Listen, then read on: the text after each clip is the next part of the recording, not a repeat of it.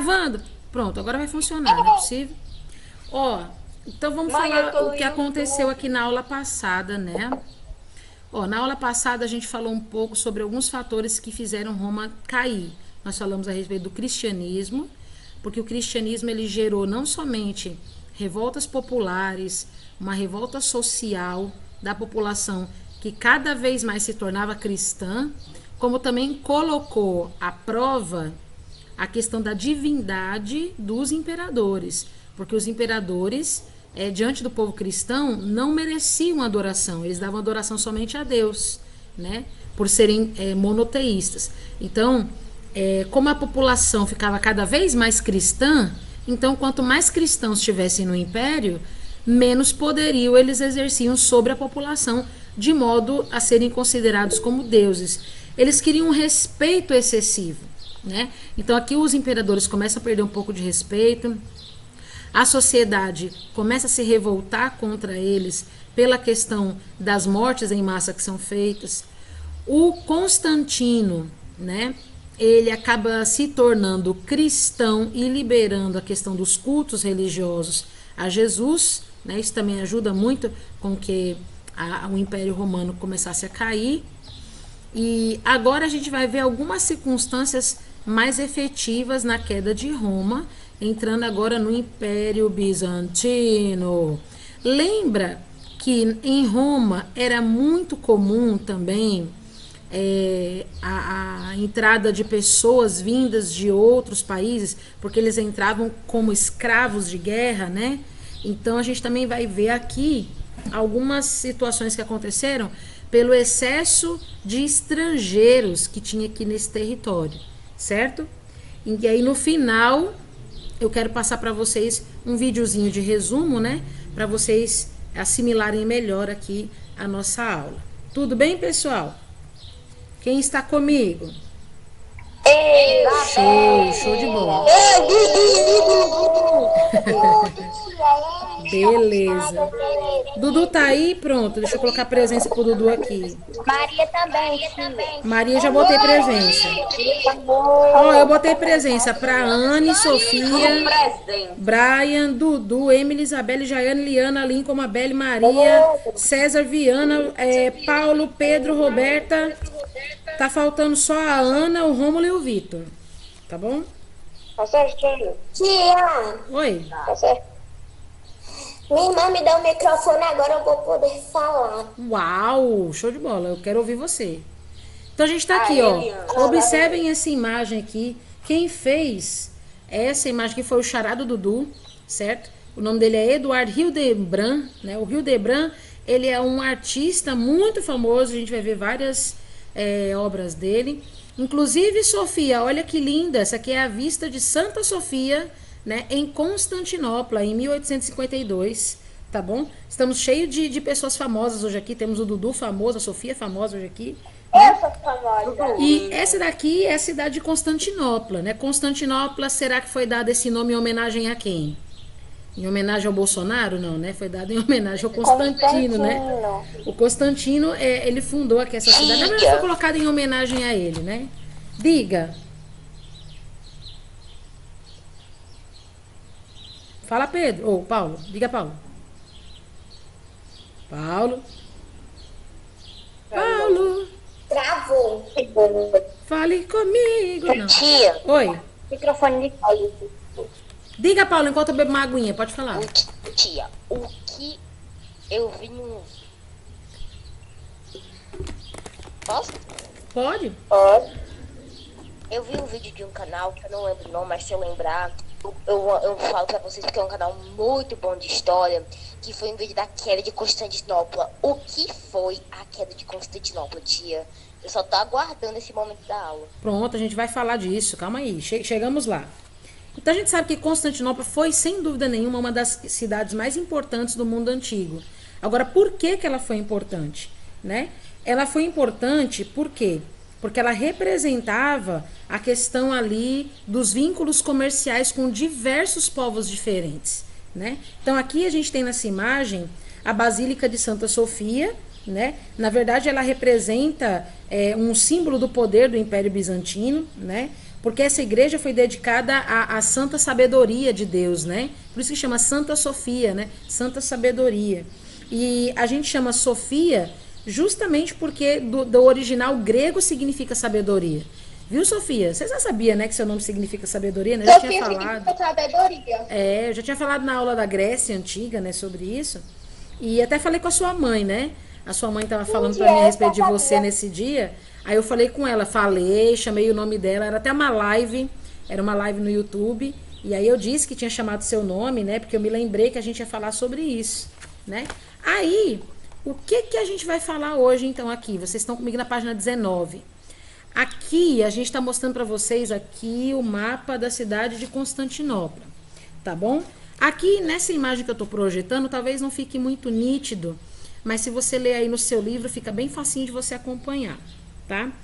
Então, aqui, ó, nessa igreja aqui, a gente tem a Igreja dos Santos Apóstolos, certo?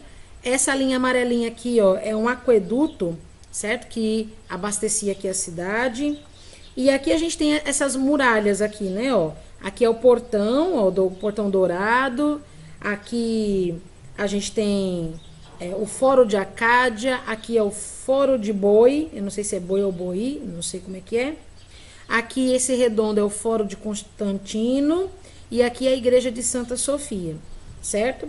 E aqui, ó, como vocês estão vendo, a gente tem os limites, né, do Palácio Imperial. Aqui são essas linhas pontilhadas aqui, ó, são os limites, certo? Bom, aqui o que a gente pode ver? A colônia grega, né, de Bizâncio, ela foi estabelecida no ano de 658 a.C., certo?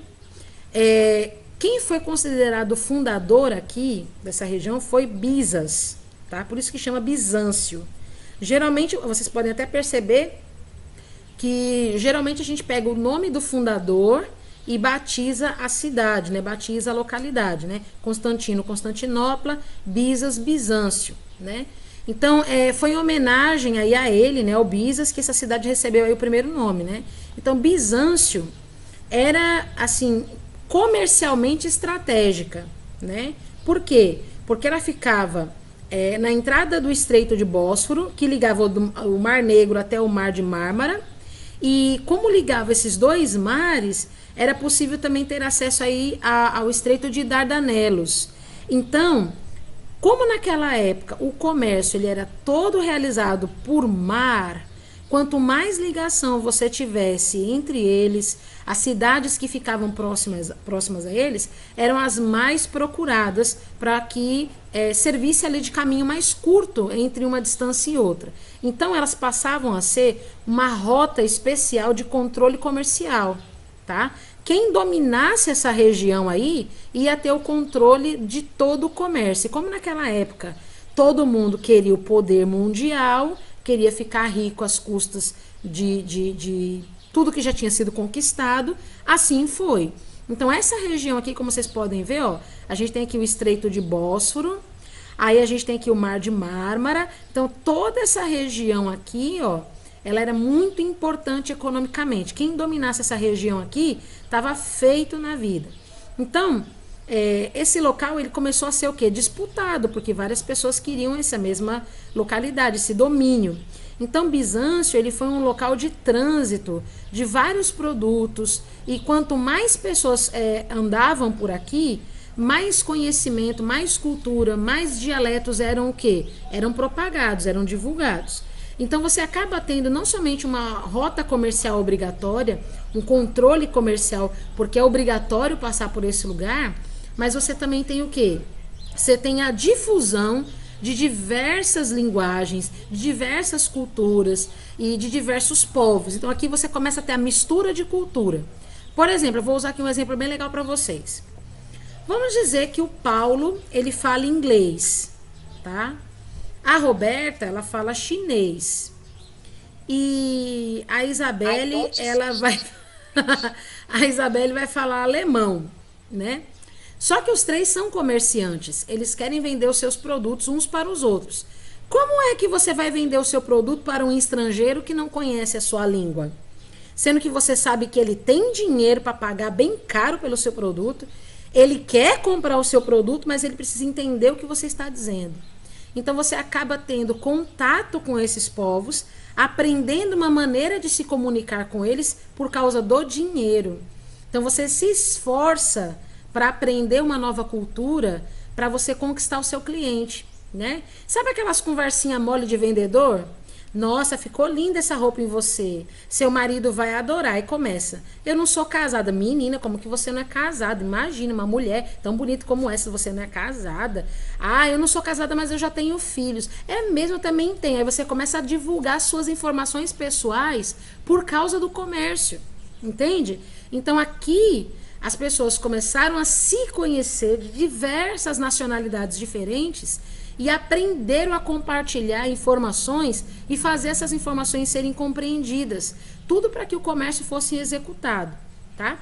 Então, depois que Roma foi conquistada aqui no século II, né, ela passou por momentos bem instáveis nessa região aqui. Por quê?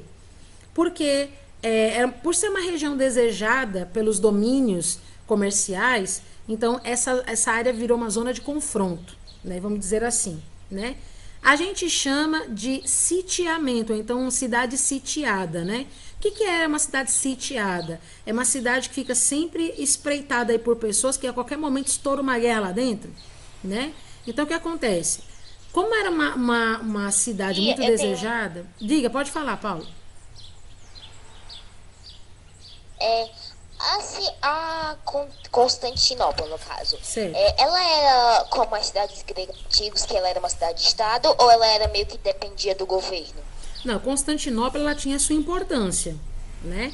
Mas acontece o seguinte, várias outras cidades também ganharam a mesma importância da Constantinopla, que a gente vai ver agora, tá? Não vou te contar os spoilers não, vem aqui comigo, ó. Olha aqui, ó. Entre os anos de 324 e 330... o imperador Constantino, olha ele aqui, né? De novo, tá vendo ele segurando aqui a espada?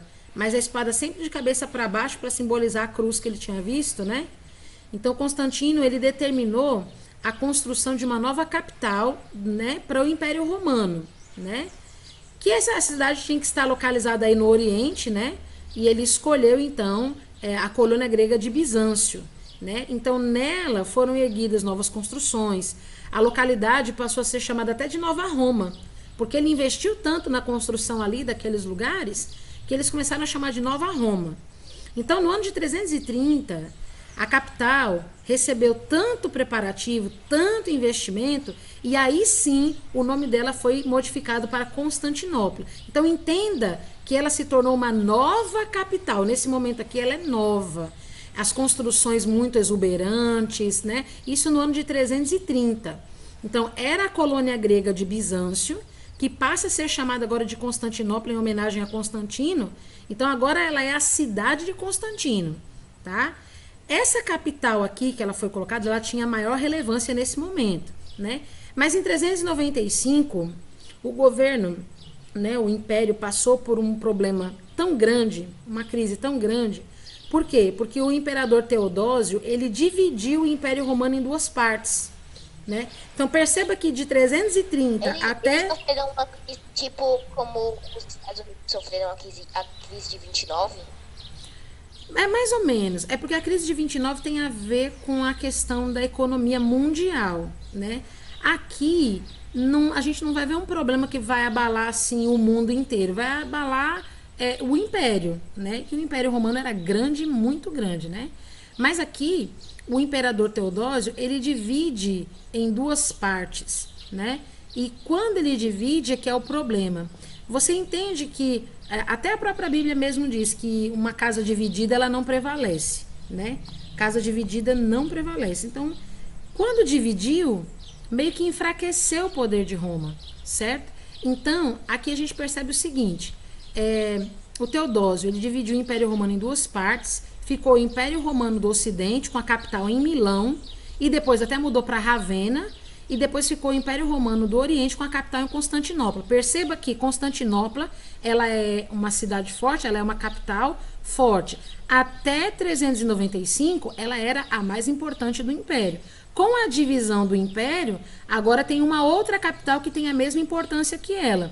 No caso, primeiro foi Milão, depois virou Ravenna, né, a localidade, e aí sim Constantinopla, porque cada uma fica sendo uma localidade da sua região. Então, as ações dos imperadores Constantino e Teodósio em relação a Constantinopla tinham o objetivo de manter o poder do Império Romano, né? Então, o que, que a gente percebe aqui? A divisão dos impérios, ó.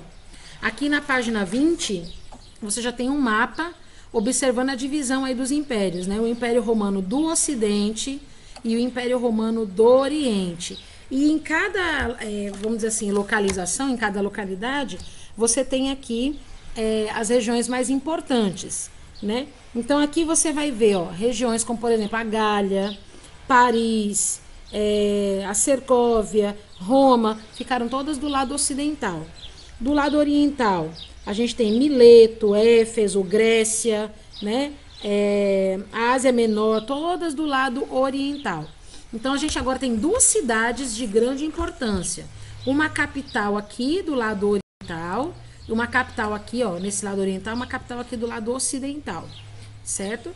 Então a gente está vendo outras cidades, né, sendo levantadas em mesma importância do que Constantinopla.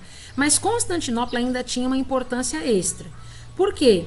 Porque de Constantinopla o imperador organizava as fronteiras e controlava o comércio. Por isso que ela era uma cidade tão visada, tão desejada.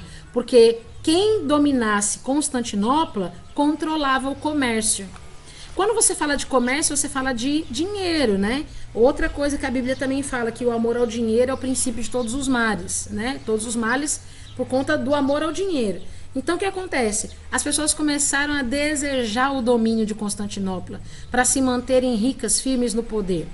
Então, o imperador Teodósio... Oi, pode falar. Uma pergunta. Diga. Quando o homem dividiu, né, a Roma, das coisas que iam prejudicar Roma é porque eles ficaram mais vulneráveis para invasões de outras... Quando Roma foi dividida, Aham. você fala se eles dividiram para ficar mais vulneráveis? Não, se uma das coisas que deixou Roma vulnerável foi eles ter dividido ela.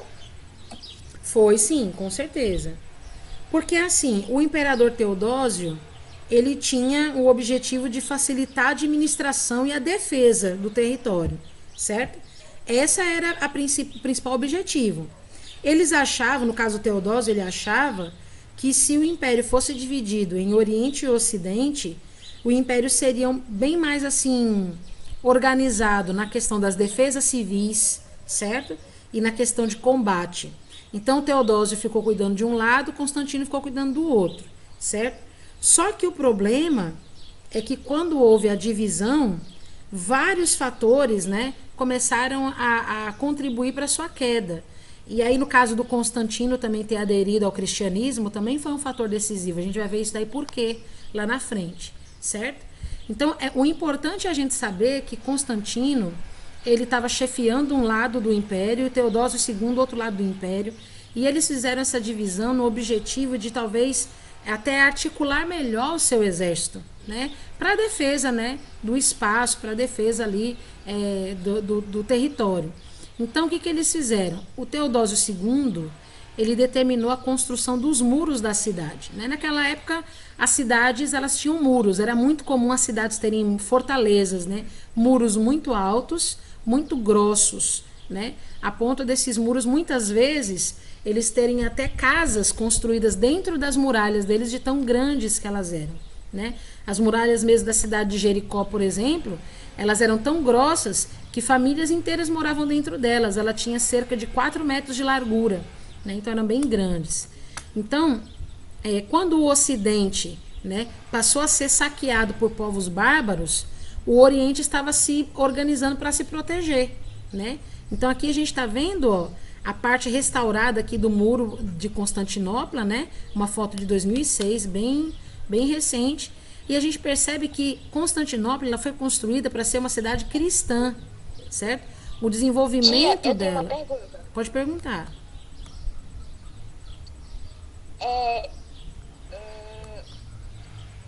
Como é? Ah, lembrei.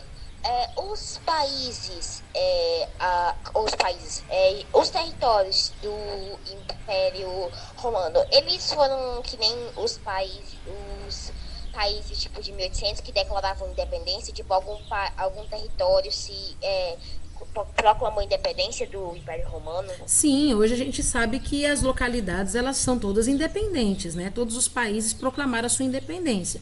Mas é porque houve um período na Terra onde vários países começaram a lutar pelos direitos de igualdade, né? De fraternidade, de justiça. A questão da independência mesmo surgiu com algumas ideias chamadas iluministas, que a gente vai ver isso daí no ano que vem, tá? Começou com as ideias iluministas a partir da Revolução Francesa. Então, a partir da Revolução Francesa, algumas coisas começaram a acontecer que desencadeou os processos de independência em várias localidades na Terra, né? Mas é porque, se você parar para você ver hoje o mapa atual da região, todos os países são emancipados, né? Então, aqui, por exemplo, ó, aqui na cidade de Constantinopla, aliás, né, a localização de Constantinopla, território Constantinopla hoje, ele é Istambul, né? A gente vai ver já já Istambul como é hoje, vocês vão ver, né? Istambul em turco significa centro da cidade, né? Então, o que era Constantinopla ontem, né? Hoje é Istambul, fica onde? Istambul, na Turquia, certo? A gente vai ver já. Vocês vão ver como ela é bonita hoje. Ó, indo adiante, ó, falando de política e economia aqui, ó. Tia, Oi. eu tenho uma dúvida. Sim. Constantinopla, ela era uma cidade feita, né, por Constantino, que era religioso, né, que era cristão. Sim. A senhora disse que ela era uma cidade religiosa. Isso. Então, lá só podia entrar os cristãos?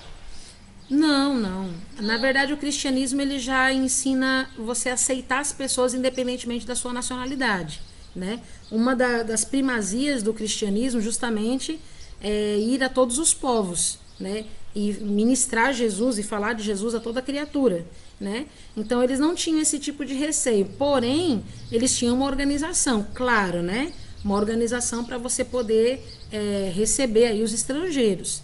E aqui a gente vai ver justamente essa questão. Vamos ver primeiro política e economia e depois a gente vai procurar saber como é que foi a questão aí como a gente diz, da nacionalidade, né? Então, o Império Bizantino, ele era governado aí por uma monarquia teocrática, né? Monarquia fala de reis e teocracia fala de governo de Deus. Ó, teo é Deus em grego e cracia, né, é governo.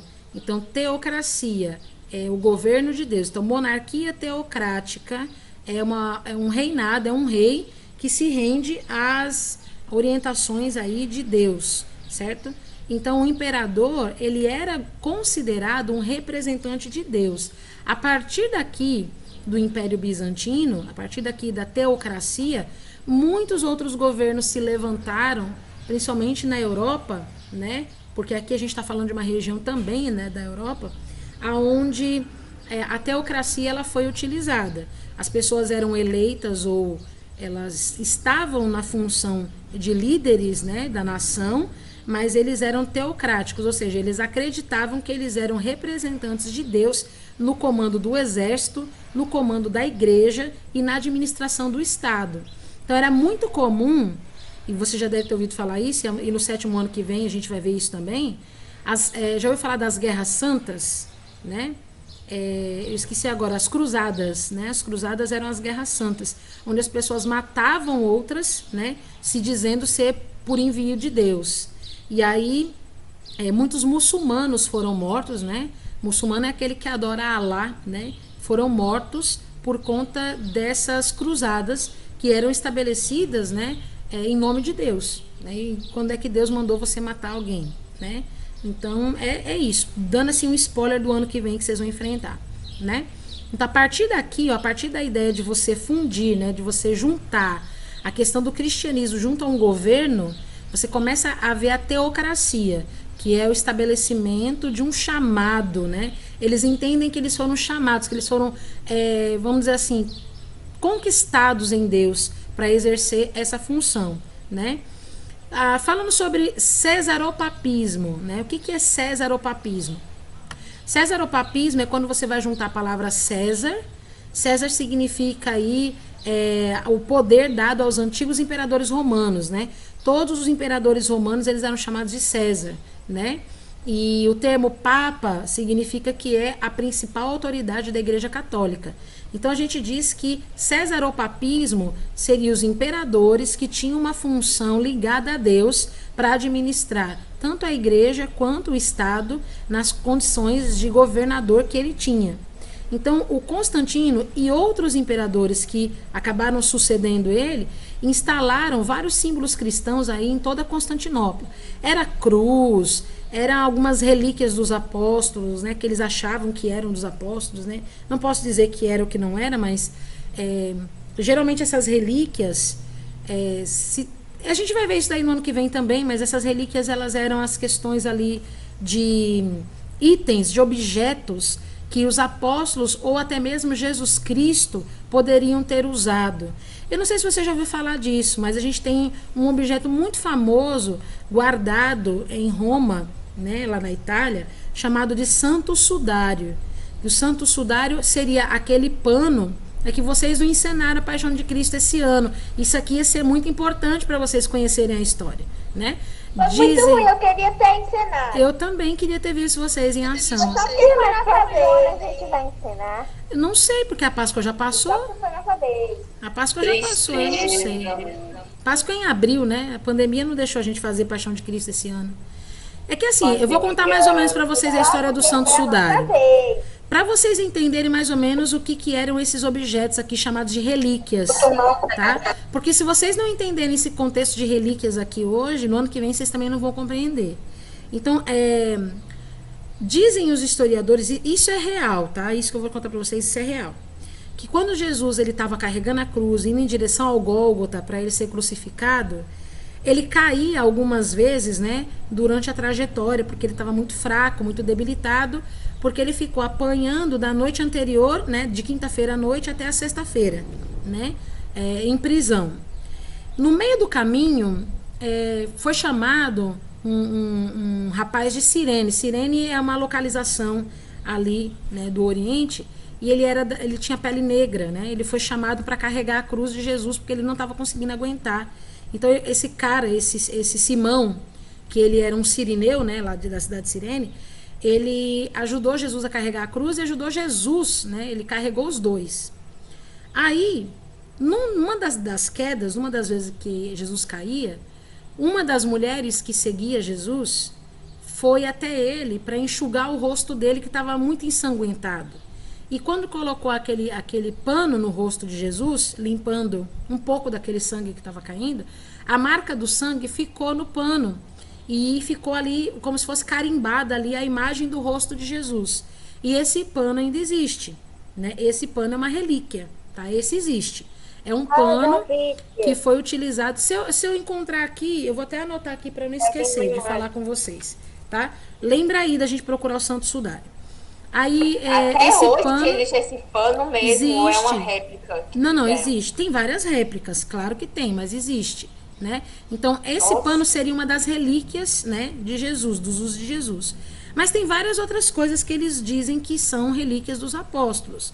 Ou talvez calçados, ou pedaços de tecido, ou talvez até pedaços de documentos escritos, coisas nesse sentido. E essas relíquias, elas começavam a ganhar notoriedade, ou seja, as pessoas queriam ir até elas para vê-las de perto, para tocá-las, em sinal de santidade, né, de sentimento, né, por aquilo ali. E aí vários monumentos, santuários, capelas, igrejas foram construídas, e vários dessas construções guardavam aí essas relíquias, tá? Mais para frente, alguns anos mais à frente, para que as pessoas pudessem ver essas relíquias, era cobrado um dinheiro, era cobrado um valor para que as pessoas pudessem ver. E depois, mais na frente, se criou as indulgências. As indulgências era quando as pessoas queriam ver os seus pais salvos, né, livres do inferno, né, ou até mesmo seus parentes que já morreram. e eles pagavam, né, um certo valor para estar perto dessas relíquias e faziam um determinado sacrifício para que a alma das suas famílias, né, dos seus entes queridos, fossem libertas aí do purgatório. Então, lá na frente, né, quando vocês forem ouvir Então falar... eles pensavam do tipo, mesmo que a pessoa fosse o ladrão mais só porque se eles fizessem um sacrifíciozinho, a alma da pessoa ia ser salva? Mas não um sacrifíciozinho, né? Era umas coisas bem difíceis que eles tinham que fazer. E eles achavam que as pessoas poderiam garantir o perdão mediante essas ações. Aí vocês vão ver aí na aula sobre reforma protestante no 7º ano. A gente vai retomar esse assunto aqui, né? Então, ó, falando sobre aí as construções das igrejas, dos santuários, das capelas, né? Então você percebe que os governantes também eram representados aqui, ó, né? Nas fachadas dos prédios públicos, né? Então, ao todo, o Império Bizantino teve 107 imperadores no decorrer da história. E eles governaram um império cheio de comércio, claro, né?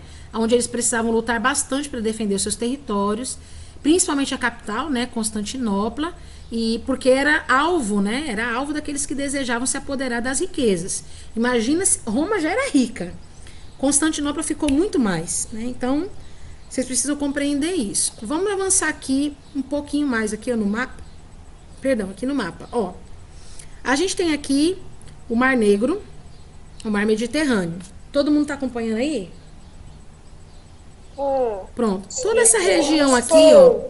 Toda essa região aqui, ó. A Península Itálica, a Península Arábica, toda essa região aqui, ó. Era uma região muito, mas muito, vamos dizer assim, desejada pela questão comercial.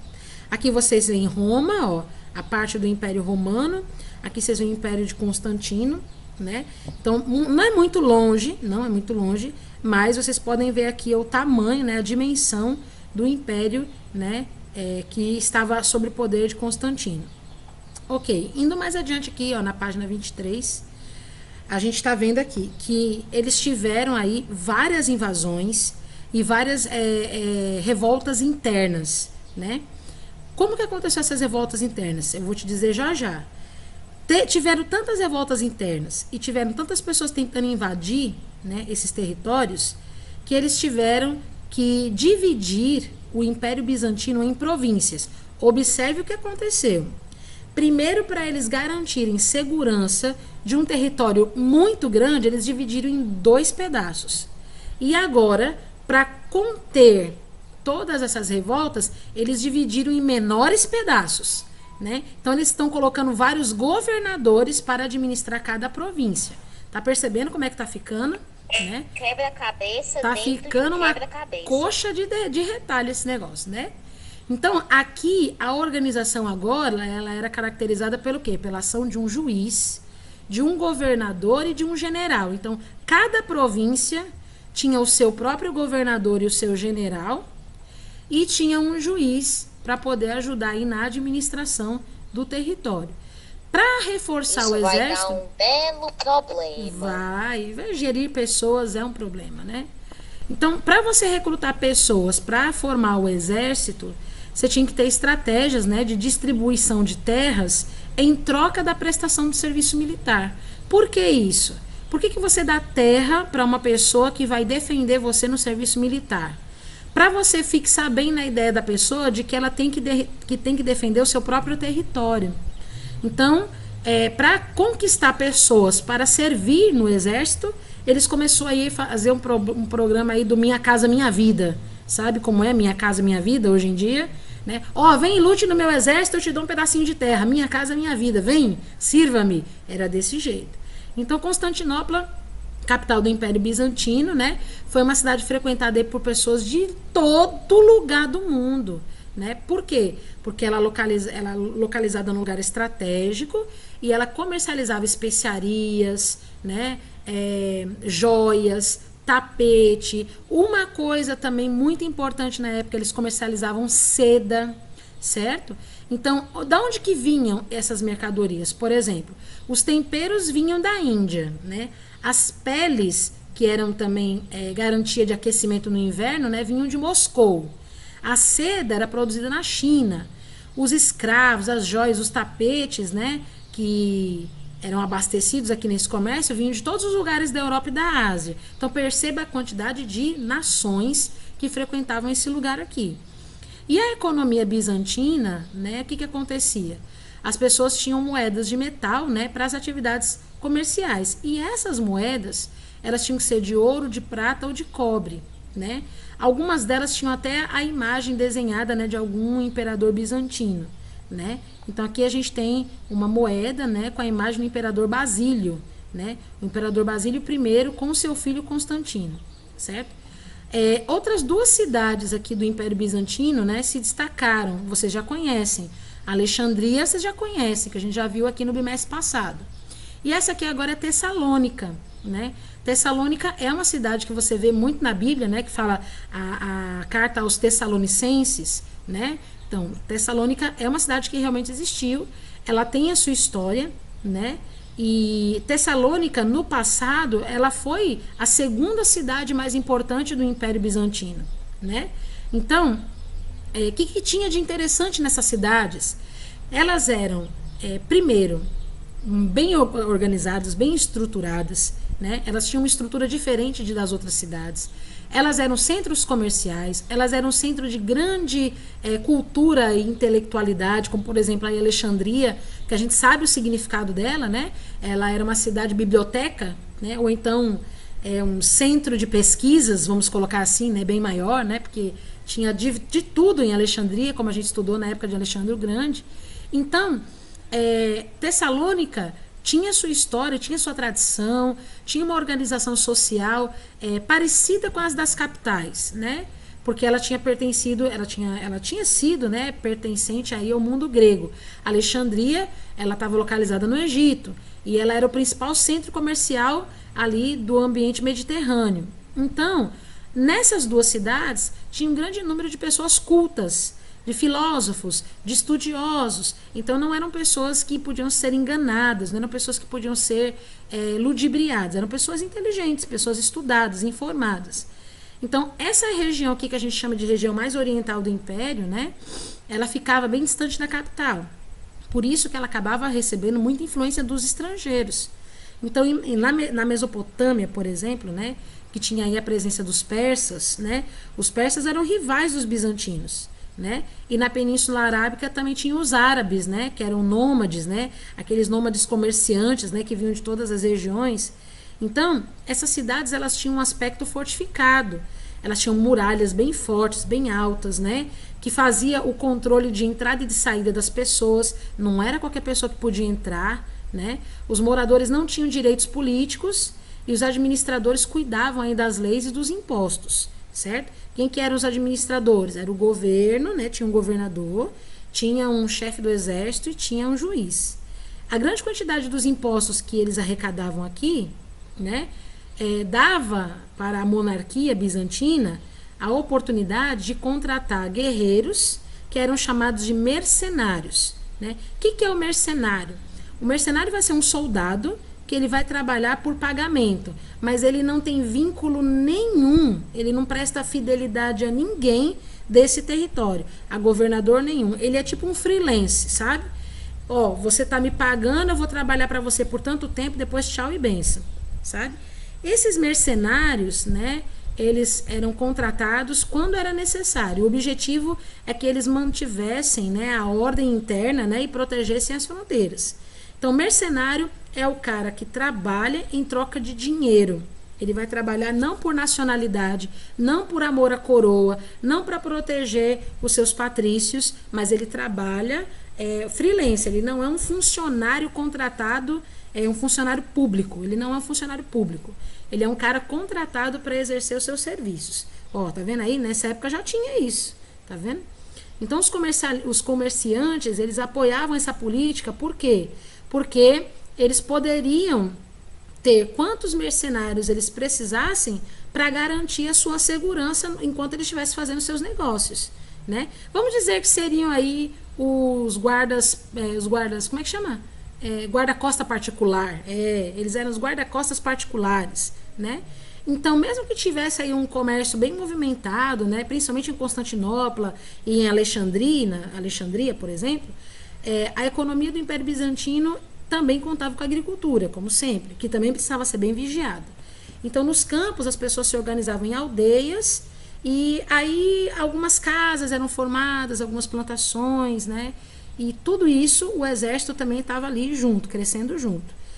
Quando eles prosperavam economicamente, né, aí acontecia a expansão das fronteiras, ou seja, eles aumentavam o domínio de seus territórios, né? Aqui, ó, o imperador Justiniano, né, representado aqui nessa imagem, ele organizou um exército que conseguiu conquistar boa parte dos territórios que pertenciam aos romanos, né, na Península Itálica, no norte da África e da Península Ibérica. E aí os bizantinos se consideravam herdeiros, né, legais de Roma.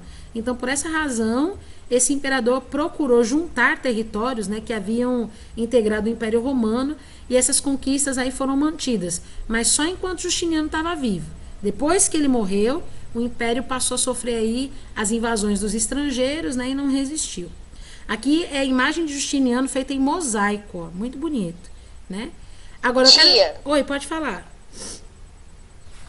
Já que o Império Bizantino e o Império Romano do Ocidente, eles eram divididos, eles ainda, se fosse alguma coisa muito importante, eles ainda agiam conjunto, do tipo, por exemplo, se vai acontecer uma decisão importante no Império Bizantino, aí eles meio que tipo pedem a opinião do Império Romano Ocidental. Se acontecer alguma coisa no Império Romano Ocidental, alguma guerra, eles pedem ajuda para o Império Bizantino, ou agora eles são entidades diferentes completamente? São diferentes completamente. Cada um toma conta agora do seu exército, cada um que lute pela sua própria sobrevivência, né? Não tem esse negócio de vamos nos unir, né? Juntos somos mais fortes. Não existe isso aqui. Eles são concorrentes, né? Do ponto de vista comercial, né? Do ponto de vista comercial, eles são concorrentes, certo? Mas para a gente poder ter um pouco mais de clareza sobre esse assunto, né? Vamos dar uma olhadinha aqui em Istambul, né? Na Turquia. Vocês querem dar uma olhadinha lá comigo?